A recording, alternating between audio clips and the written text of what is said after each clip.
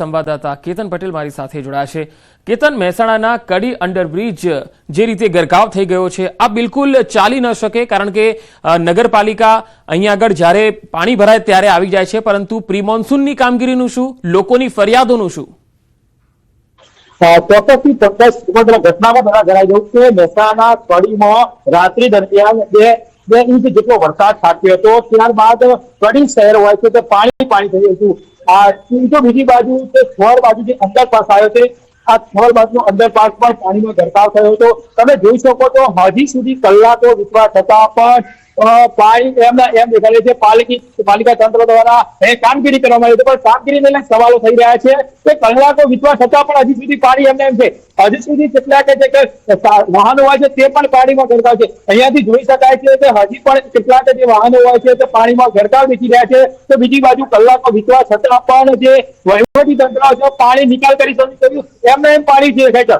આ વહીવટી તંત્રના કારણે જે યુવક હોય છે તેનું મોત નીપજ્યું છે। 40 વર્ષીય હર્ષદભાઈ પંચાલ જે વ્યક્તિ હોય છે તેનું મોત નીપજ્યું છે। બીજી બાજુ હાલમાંથી સૂત્રોથી માહિતી મળી રહી છે કે આ અંડરપાસ છે તેની બાજુમાં જ ફાયર સ્ટેશન આવ્યું છે, પરંતુ ફાયર સ્ટેશન તો છે પરંતુ ફાયર સ્ટેશનમાં કર્મચારીનો અભાવ હોવાના કારણે તેઓ અહીંયા જે કામગીરી હોય છે તે કદાચ તાત્કાલિક ના કરી શક્યા હોય।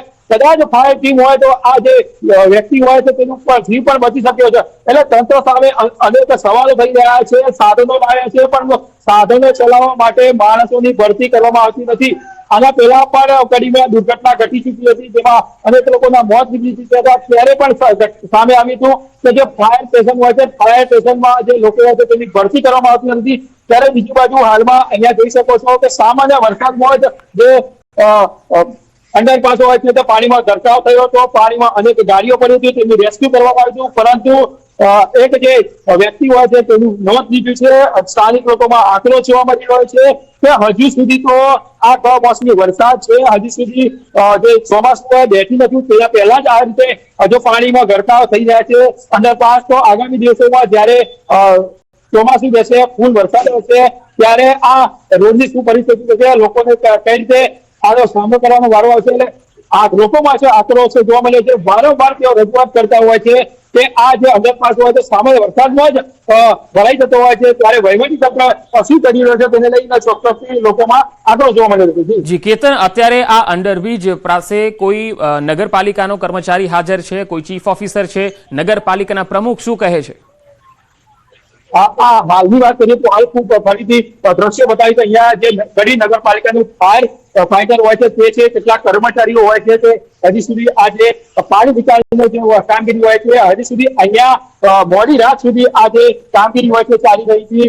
જે વહીવટી તંત્ર રાત્રે દરમિયાન પહોંચી ગયું। તો હાલની વાત કરીએ તો હાલમાં કોઈ પણ વહીવટી તંત્રનો વ્યક્તિ હોય છે અહીંયા જોઈ શકાતો નથી। ખાલી જે કર્મચારીઓ હોય છે પોતાની રીતે પ્રયત્ન કરી રહ્યા છે કે કોઈ પણ હિસાબે આજે જે અંડરપાસ ભરાઈ ગયો છે તેને ખાલી કરવામાં આવે, જેથી કરીને જે વાહન વ્યવહાર છે ફરી રાબેતા મુજબ થઈ શકે છે, પરંતુ ચોક્કસથી વહીવટતંત્રની બેદરકારી કહી શકાય છે। કલાકો વીત્યા છતાં પણ હજી સુધી જે પાણીનો નિકાલ કરી શક્યા નથી।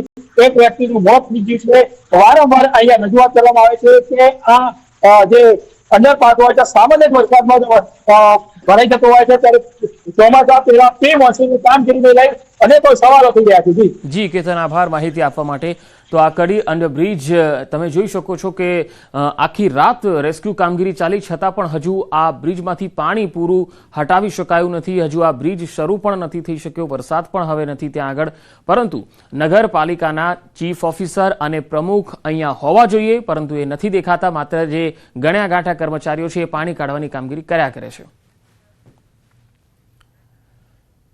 હવે મહેસાણાના વિસનગરની તસવીર આપને બતાવીએ, જ્યાં ધોધમાર વરસાદ પડ્યો છે। ગાજવીજ અને વીજળીના કડાકા ભડાકા સાથે વરસાદ તૂટી પડ્યો છે। વાતાવરણમાં પલટો આવતા એકાએક કમોસમી વરસાદી ઝાપટું પડ્યું। કમોસમી વરસાદ વરસતા વાતાવરણમાં ઠંડક ફેલાઈ ગઈ છે, જો કે ખેડૂત થોડો ચિંતિત દેખાઈ રહ્યો છે।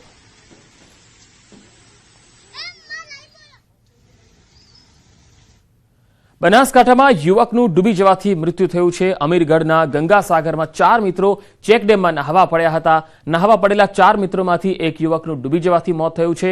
સ્થાનિક તરવૈયાઓએ 4 કલાકની ભારે જહેમત બાદ યુવકના મૃતદેહને શોધી કાઢ્યો છે।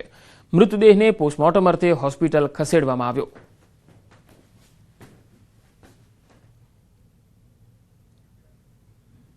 24 કલાકમાં રાજ્યના 29 તાલુકામાં વરસાદ નોંધાયો છે। સૌથી વધુ કલ્યાણપુરમાં 2.8 ઇંચ વરસાદ થયો છે। માળિયા હાટીનામાં 1.8 ઇંચ, જામજોધપુરમાં 1.6 ઇંચ, માણાવદરમાં 1.4 અને ધારીમાં પણ 1.4 ઇંચ વરસાદ થયો છે। જ્યારે 24 કલાકમાં 8 તાલુકા એવા છે કે જ્યાં 1 ઇંચથી પણ વધુ વરસાદ નોંધાયો છે।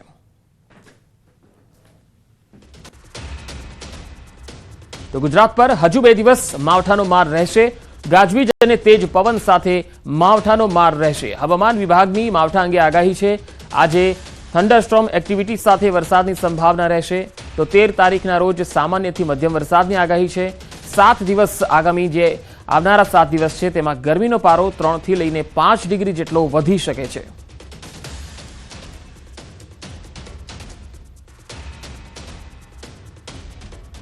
अगले 2 दिन हम थंडरस्टॉर्म एक्सपेक्ट कर रहे हैं। साथ में आज 40 से 50 किलोमीटर प्रति घंटे की स्पीड से और कल 30 से 40 किलोमीटर प्रति घंटे की स्पीड से विंड्स की भी संभावना है आइसोलेटेड प्लेसेस में। और जो रेन रखा है हमने लाइट टू मॉडरेट रेन रखा है, हमने 3 दिन के लिए रखा है गुजरात रीजन और सौराष्ट्र कच्छ दोनों। और जहाँ तक अधिकतम तापमान की बात है अगले 7 दिनों में ये 303 से 5 डिग्री तक राइज होने की उम्मीद है। ભારત પાકિસ્તાન યુદ્ધ વિરામ બાદ સેન્સેક્સમાં 2000 પોઈન્ટથી વધુની તેજી જોવા મળી। નિફ્ટીમાં પણ 600થી વધુ પોઈન્ટનો ઉછાળો જોવા મળ્યો। ભારત અને પાકિસ્તાન વચ્ચે યુદ્ધ વિરામની જાહેરાત બાદ શેર બજારમાં મોટો ઉછાળો આવી રહ્યો છે। શરૂઆતી કારોબાર દરમિયાન જ સેન્સેક્સમાં તેજી જોવા મળી તો નિફ્ટીમાં પણ તેજી જોવા મળી। હાલમાં પણ સેન્સેક્સ નિફ્ટી ઉછાળા સાથે કારોબાર કરી રહ્યો છે। સેન્સેક્સમાં 2000 પોઈન્ટથી વધુની તેજી જોવા મળી। નિફ્ટીમાં 600થી વધુ પોઈન્ટનો ઉછાળો જોવા મળ્યો।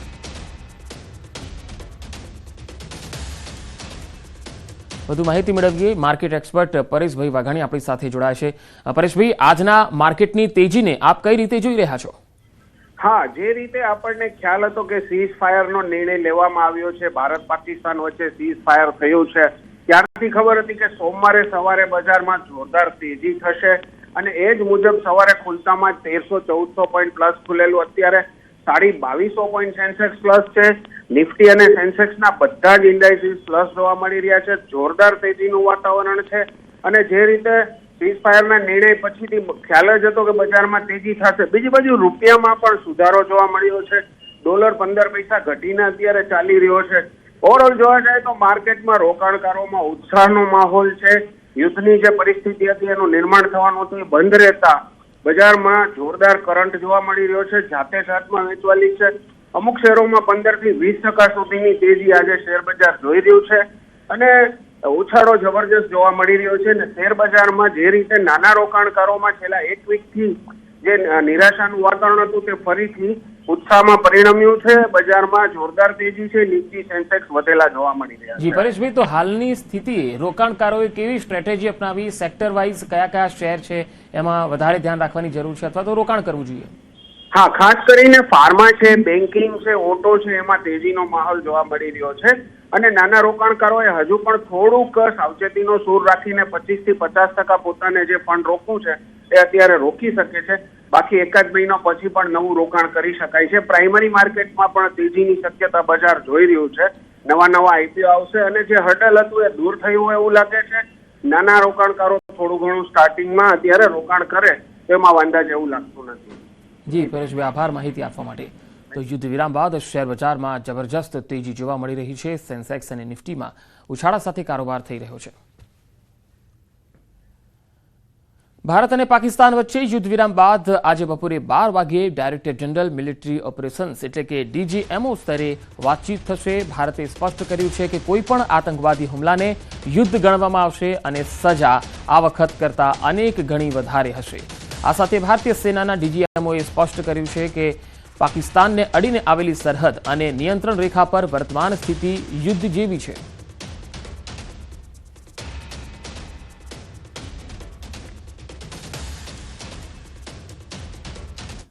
સુરક્ષાના ભાગરૂપે દ્વારકાના લોકોએ સ્વયંભૂ લાઇટો બંધ રાખી બ્લેકઆઉટ રાખ્યું। સાંજના 7 વાગ્યા બાદ ભક્તો માટે દ્વારકાધીશ મંદિર પણ બંધ કરી દેવામાં આવ્યું। દરિયાઈ સીમા સાથે જોડાયેલા દ્વારકા જિલ્લામાં કિનારાના ગામડાઓમાં પણ બ્લેકઆઉટ કરવામાં આવ્યું।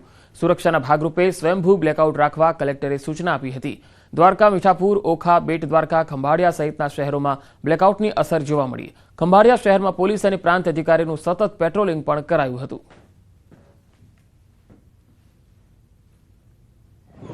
અહીંયા દ્વારકાધીશ મંદિર એની આસપાસનો પરિસર, દ્વારકા નગર, ઓખા બેટ ત્યાં સુધી એના નિરીક્ષણ માટે પણ મેં નીકળીને જોયું કે અત્યારે આપણે જે કોલ આપ્યો હતો કે 7:30 થી આપણે હજી પણ બ્લેકઆઉટ ચાલુ રાખીશું, એનો લોકોએ ખૂબ જ શિસ્તપૂર્વક સ્વયંભૂ રીતે પાડ્યો છે. જમ્મુ શ્રીનગર હાઈવે પર ભેખડ ધસી પડતા ટ્રાફિક ખોરવાઈ ગયો. રામબનમાં મારુગ નજીક હાઈવેનો એક ભાગ ધસી પડતા જમ્મુ શ્રીનગર રાષ્ટ્રીય ધોરીમાર્ગ પર ટ્રાફિક ખોરવાયો. તાજેતરના વરસાદને કારણે આ વિસ્તારમાં ભેખડો ધસી પડવાના બનાવો બની રહ્યા છે. રામબનમાં પુનઃસ્થાપન કાર્ય શરૂ કરવામાં આવ્યું છે. તો ભેખડ ધસી પડતા વાહન વ્યવહાર ખોરવાયો હતો. તસવીરો રામબનથી આવી રહી છે. હાઈવેનો ભાગ ધસી પડ્યો હતો. રામબન નજીકના આ દ્રશ્યો.